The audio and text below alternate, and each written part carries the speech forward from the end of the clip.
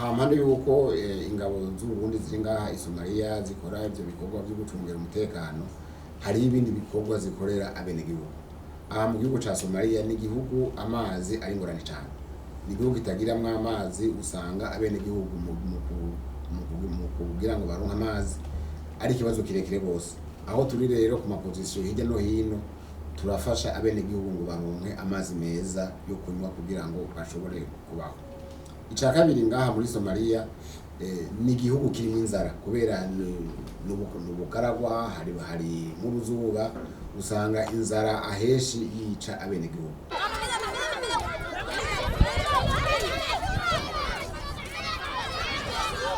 Mugabo ngaha twe turi abenegihugu, abasirikare b'Abarundi ngaha barihaye umunsi wo kwisonzesha rimwe mu ndwi kugira ngo bashobore kuronka ivyo bahereza abenegihugu ba Somaliya ngo bashobore kuronka ivyo bafungura. Ico rero ni igikorwa dukora kandi abasirikare baravyishimira.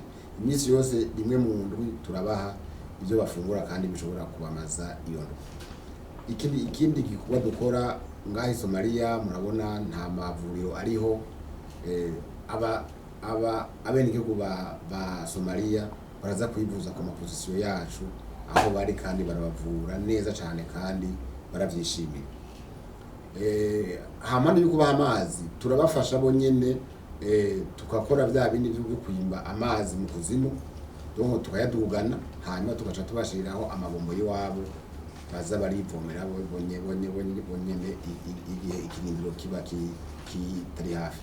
Turakora n'ibindi bikorwa byo kubafasha nko gusanura amabarabara aba yabaye nabi, tugakoresha ibikoresho vyacu tukabagirira amabarabara neza, canke naho tukanabura ama centre de santé kugira ngo baronke aho bivurira, mbere n'amashure hamwe na hamwe turayanabura kugira ngo abana babo bashobore kuja kw'ishuri.